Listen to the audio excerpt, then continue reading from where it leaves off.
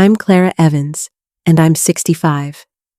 I've lived most of my life believing that love, hard work, and sacrifice would earn respect from the people I care about the most. Tonight, I was painfully reminded that this isn't always true. It was the evening of my son Ethan's promotion dinner, held at a high-end restaurant downtown. The kind of place where crystal chandeliers glint off polished silverware, and waiters move with that silent precision that makes every gesture feel rehearsed.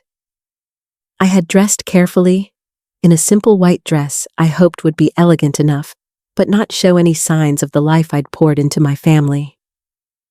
When I arrived, the long table was set, but there were only 2 chairs, side by side, reserved for Ethan and his wife Samantha.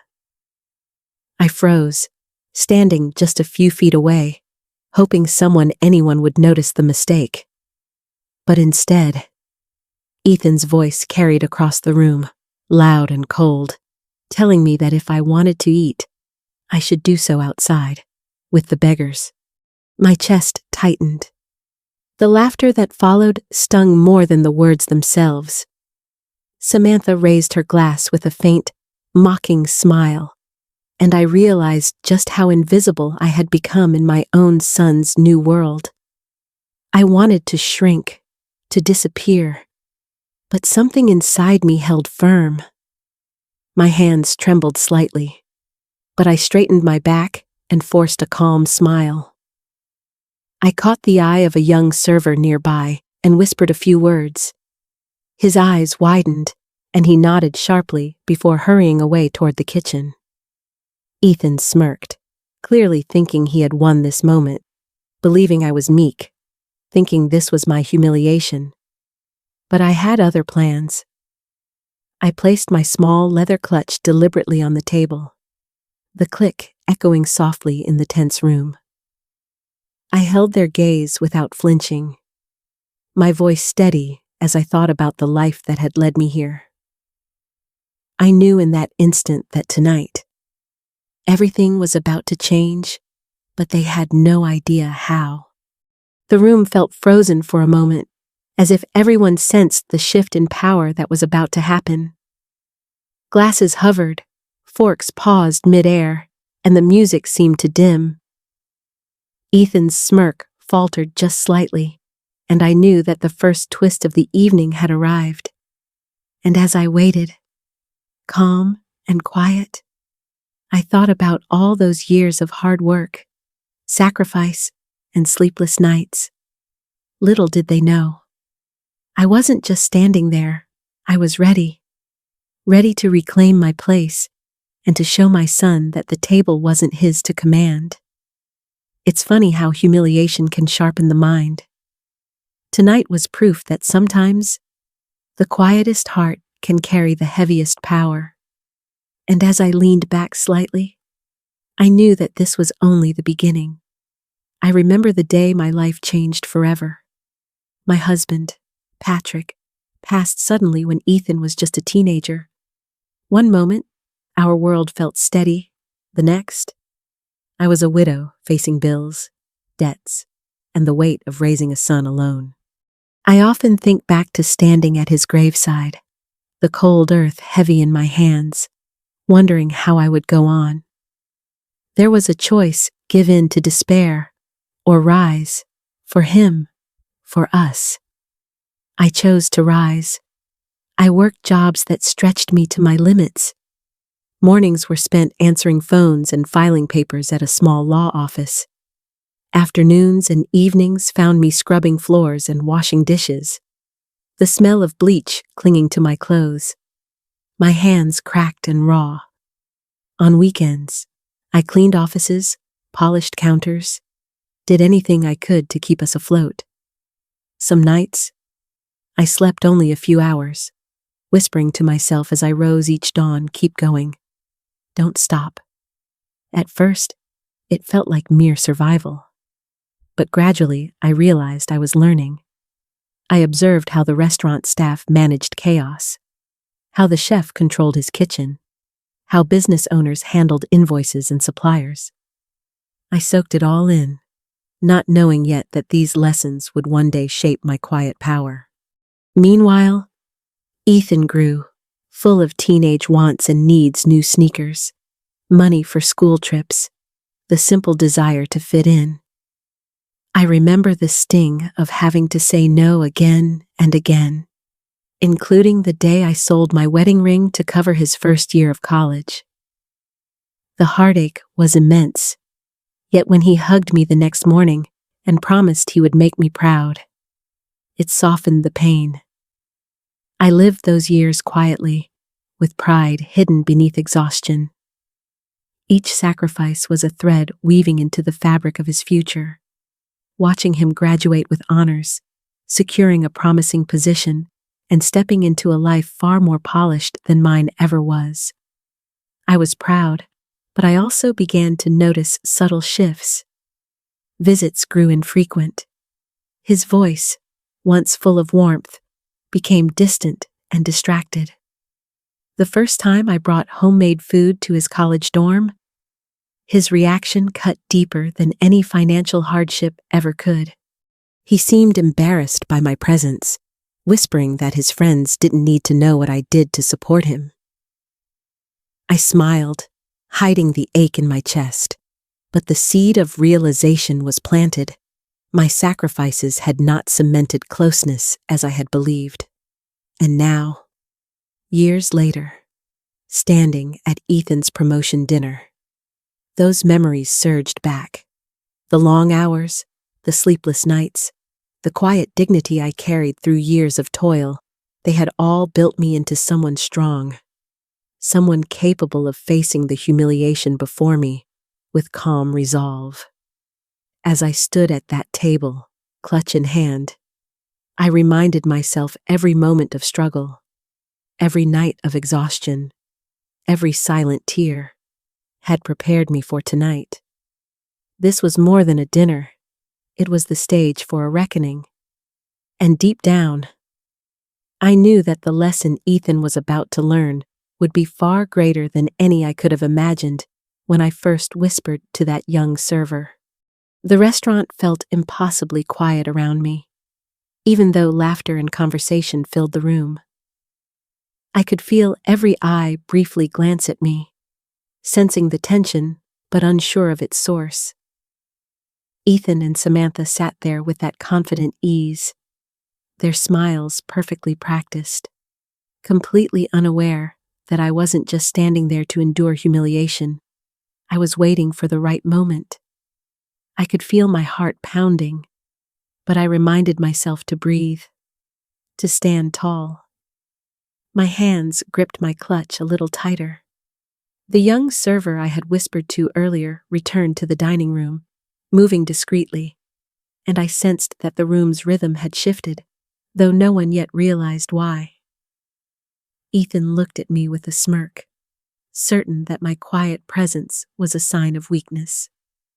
Samantha leaned back, drinking in what she thought was my defeat. In that moment, I replayed all the years I had worked silently in the background: early mornings, long nights, endless sacrifices, all of it building toward this one night. I reminded myself that strength often comes in silence and patience, and that humiliation cannot define me. I had faced cold looks, subtle dismissals, and moments where it seemed my own son no longer recognized the mother who raised him. As I placed my leather clutch on the table with deliberate calm, I allowed the weight of that small action to anchor me. I reflected on what it had cost me to reach this point and why I would not retreat. The room seemed to hold its breath, as if sensing a shift before it happened. Forks paused midair, glasses hesitated at lips, and I realized that even in a room full of people, my presence could command attention if I chose to let it. I thought about the first time Ethan had looked at me with pride rather than distraction, and I wondered if he could ever see that pride now beneath the layers of arrogance and distance that had grown between us. And then I knew the moment of reckoning would come, not from anger, but from quiet strength, from the power I had been cultivating for decades. And so I waited, steady and unshaken, letting the silence stretch, letting the room lean into my resolve. Deep down, I knew the evening was far from over, and that the lessons I had been preparing for all these years were about to begin. As I stood there at the table, clutch in hand, I couldn't help but think back to all those years that had quietly prepared me for this moment. Every job I took, every early morning and late night, wasn't just about survival. It was about learning, about observing, about quietly gathering the tools I would need to stand strong when it mattered most. I remembered the nights scrubbing floors and washing dishes, the ache in my hands, the exhaustion that made my eyelids heavy, and yet, in every task, I was watching. I was learning how a kitchen ran, how a restaurant handled its chaos, how leaders guided their staff and made decisions that mattered. I thought about the lessons that came not from textbooks, but from experience, the patience required to see a problem through, the quiet strength needed to hold one's head high in the face of disrespect, and the insight that sometimes power is unseen until the right moment reveals it. I realized how much of myself I had poured into Ethan's upbringing, how I had sacrificed my comfort, my rest, even my treasures, so that he could step into the world with confidence and opportunity. And yet, I also remembered the slow sting of noticing him drift away over the years, the subtle signs that my presence had become background noise in his polished new life. That feeling of being unseen, of being overlooked, had been painful, but it had also shaped me. It had taught me that dignity isn't given, it's maintained, that respect cannot be demanded. It must be demonstrated through consistent strength and quiet wisdom. As I breathed in that tension-filled room, I felt the years of preparation coalesce inside me. All the small, almost invisible lessons I had learned, the strategy, the observation, the patience, were now ready to be put into practice. I knew that tonight would not be about humiliation or revenge in the way Ethan and Samantha imagined. It would be about showing them, and perhaps reminding myself, what true strength looks like. The room seemed to hold its collective breath as I reflected on this, and I realized that the moment I had been preparing for all these years was finally here. Everything I had endured, every lesson I had absorbed, every silent sacrifice, it had built the foundation for the next step. And as the tension stretched, I felt ready to reveal it in a way that would change the course of the evening forever. The moment had finally come. I felt the weight of decades of preparation settle around me like a cloak of quiet certainty. When the young server returned with a sealed envelope, I placed my hand gently on it, feeling the smooth paper beneath my fingers. Everything in the room seemed to pause, glasses frozen mid-air, forks suspended, even the soft hum of conversation fading into anticipation. Ethan and Samantha were certain this was a request for a chair, a minor gesture. They had no idea that the balance of power in this room was about to shift entirely. I thought about all the hours I had spent quietly building, observing, and learning. The lessons from early mornings at the law office, late nights cleaning, and weekends spent washing dishes were not wasted. Every skill I had absorbed, every ounce of patience and insight, had prepared me to step into this moment with authority. My role in Ethan's life, long overlooked, had finally transformed into a position of undeniable strength. When the restaurant manager and the chairman of the group appeared, the air grew heavier. I reflected on how strange it was to be seen not as a guest tonight, but as someone whose presence carried consequence. The documents I revealed contained proof of ownership, my hidden investment in the restaurant. I had been a silent partner all these years, quietly ensuring the success of a place that Ethan and Samantha thought was far removed from me. Now, they saw me not as a passive mother, but as someone who could shape the outcome of their lives. I felt no joy in their shock, only a firm resolve. The lessons I had taught Ethan through sacrifice and love were about to be reinforced with reality. I watched as disbelief etched itself across their faces, seeing for the first time that the world did not belong to them alone. My heart raced not with vengeance, but with the responsibility of guiding them toward humility and understanding. I reflected internally on the conditions I was setting for their inheritance, serving others at the restaurant, volunteering at the nursing home, writing letters of apology, visiting me regularly, and living with intentional modesty. These were not punishments. They were lessons, opportunities for them to reconnect with the values they had lost along the way. And I knew that this was the kind of change that could only be truly earned, not commanded. As I slid the papers toward them, I allowed myself a quiet moment of reflection. Every hardship, every tear, every sleepless night had led to this evening. And in that moment, I realized something profound. The power I had quietly nurtured all these years was not about control or retribution. It was about creating a path for growth, for understanding, and for the possibility of redemption.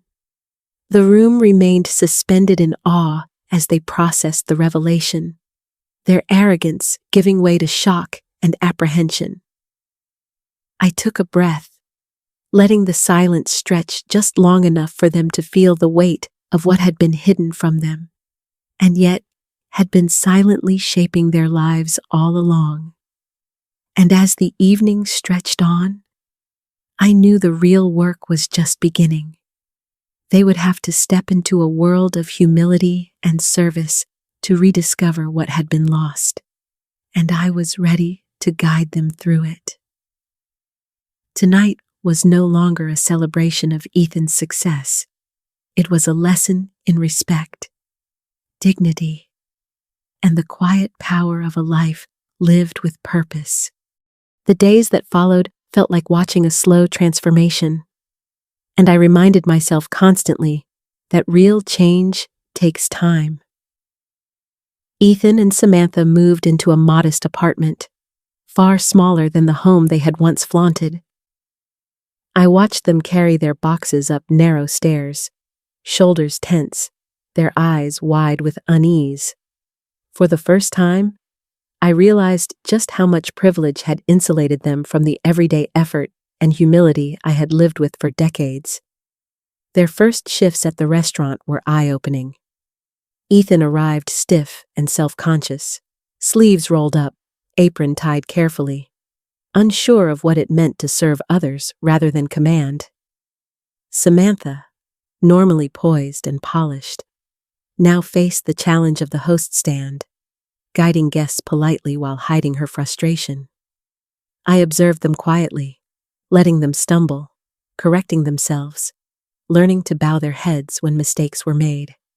Every misstep was a lesson, every small success a step toward understanding. I reflected on the irony of it all. The son who once told me to eat outside with beggars was now the one learning humility from those he had once considered beneath him. And yet, I didn't revel in their discomfort. My heart carried hope, the kind that comes from seeing someone capable of growth, from knowing that they could choose differently if they embraced it. Weekends brought another challenge, volunteering at the nursing home. At first, they resisted. They fidgeted awkwardly among the residents, unsure how to engage or help. I could feel their discomfort, but I also noticed the moments that mattered: the time Ethan spent patiently playing chess, losing repeatedly, but listening to the stories shared by an elderly gentleman, and Samantha learning to knit and laugh with a quiet woman who had welcomed her guidance. Slowly, the walls they had built began to crumble. I observed without judgment, recognizing that the work of humility cannot be rushed. There were days of frustration, moments where Samantha left early, or Ethan snapped at impatient customers. Each time, I reminded myself that growth is rarely linear, and that the lessons were sinking in even if imperfectly. The key was consistency, repetition, and genuine effort, which they gradually began to show. And then, small victories began to accumulate. A manager shared that Ethan had apologized to staff after losing his temper, and Samantha voluntarily stayed late to assist. The change was subtle but undeniable. I reflected on how this mirrored my own journey, how patience, observation, and deliberate action had shaped my life over decades. Watching them grow, slowly but sincerely, filled me with a quiet pride and hope I hadn't dared to feel in years. By the end of those first weeks, the apartment no longer felt suffocating. They had started to see the value in effort, empathy, and respect. And I, too, had learned that holding firm with love and purpose could transform not just my life, but theirs as well. The redemption I had envisioned for them was no longer theoretical. It was unfolding in real time. And I knew the real work of rebuilding connection and understanding had only just begun. As weeks turned into months, I watched Ethan and Samantha gradually internalize the lessons I had set before them. The apartment that had once felt like a cage became a place of quiet reflection and learning. They began to understand that life wasn't measured by wealth or appearances, but by effort, empathy, and respect for others. Watching them navigate the restaurant floor, patiently serving guests, correcting mistakes without defensiveness, and listening carefully to those they had once overlooked, I felt a quiet sense of relief. There were moments that warmed my heart. Ethan would sit and play chess with a resident, losing repeatedly, but listening with genuine interest, not obligation. Samantha discovered a quiet joy in helping a woman with knitting, laughing together over mistakes and sharing stories. I noticed the small gestures they hadn't known how to offer before, and I realized that change, even slow and uneven, was taking hold. The emotional transformation wasn't just about obedience to the will or fear of losing inheritance. It was about the recognition of what they had overlooked all along: the value of humility, the strength in kindness, and the power in connection. I reflected on the long journey that had brought us here, from my years of sacrifice and quiet observation to this present moment, where my children were beginning to understand what truly matters. Finally, I made the decision on how to divide the inheritance. A portion would go to charity, supporting those who, like me, had faced abandonment or hardship. Another part would fund a program for mothers raising children alone, ensuring their sacrifices could be recognized and honored. The remainder would be theirs, contingent on continuing to live with integrity and care, embracing the lessons they had been given. Sitting quietly in my home, watching them interact with sincerity and effort, I realized that this was the culmination of more than a single evening or a single revelation. It was the reward of persistence, patience, and deliberate guidance. The arrogance and distance of the past had softened, replaced by small acts of understanding, moments of genuine apology, and the beginnings of a deeper connection. I allowed myself a long breath, feeling the weight of years lift slightly. The path wasn't finished, and the lessons of life rarely end neatly. But for the first time in many years, I felt hope that what had been broken could be mended. I knew that dignity, respect, and love are cultivated, not demanded, and that in nurturing these qualities, we create a foundation for genuine, lasting change. Sitting quietly, reflecting on everything that had unfolded, I realized that life never stops testing us. Pain, disappointment, and betrayal are inevitable, but how we respond defines who we are. I could have stayed silent, swallowed my hurt, and let resentment harden inside me. Instead, I chose to act with purpose, to create conditions where growth, understanding, and respect could flourish. That choice transformed not just my children, but myself as well. I understood then that forgiveness is not about erasing the past. It is about opening a door for change and creating space for others to learn. Even when it is hard, dignity and respect are not things that can be demanded or bought. They are lived, demonstrated through consistent actions and quiet strength. To anyone listening who has felt overlooked, undervalued, or betrayed, know that your worth is never defined by how others treat you. It is measured by how you hold yourself when the world tries to diminish you. If this story resonates with you, I invite you to share your experiences in the comments. Let others know they are not alone. And if you feel inspired, please like and share this story so we can reach anyone who might need a reminder that strength, patience, and love can overcome even the deepest hurt.